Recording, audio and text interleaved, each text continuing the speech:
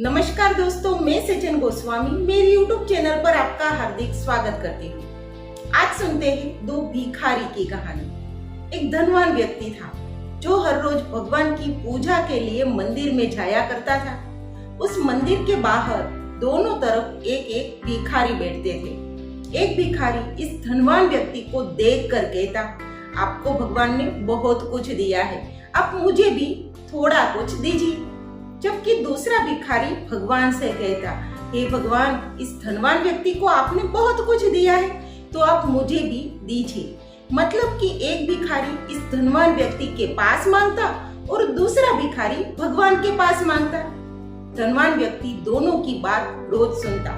धनवान व्यक्ति ने एक दिन सोचा कि जो भिखारी उसके पास मांगता है उसकी उसे मदद करनी चाहिए।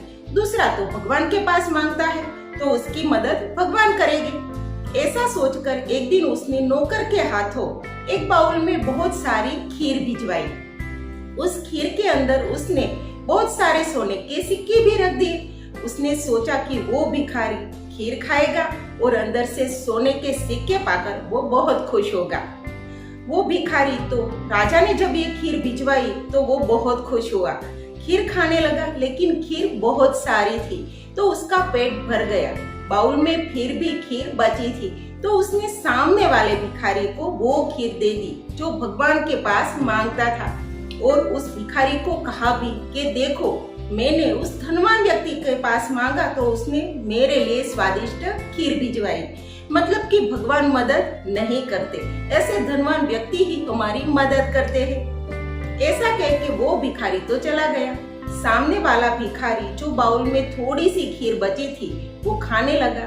जैसे ही खीर खत्म हुई, अंदर से बहुत सारे सोने के सिक्के मिले। वो भिखारी तो बहुत खुश हुआ और उसने भगवान का बहुत शुक्रिया किया, क्योंकि उसने भगवान के पास मांगा था और भगवान ने ही उसे ये मदद की थी। दूसरे दिन जब वो धनवान व्यक्ति मंदिर में आया तो उसने देखा कि जिसके लिए उसने खीर भिजवाई थी, सोने के सिक्के भेजे थे, वो भिखारी तो बैठा था, भीख मांग रहा था, जबकि सामने वाला भिखारी नहीं था।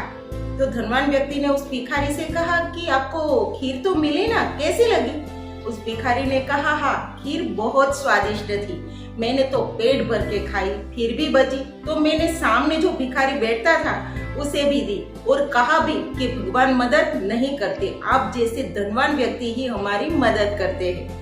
लेकिन धनवान व्यक्ति समझ गया था। उसने कहा कि अरे मूर्ख, उसकी मदद तो भगवान स्वयं ने की, क्योंकि मैंने तुम्हारे लिए उस खीर के अंदर बहुत सारे सोने के सिक्के दिए थे जो उस भिखारी को मिल गए। और अब वो भिखारी भीख मांगने के लिए भी नहीं आता था, क्योंकि उसे अब उसकी जरूरत भी नहीं थी।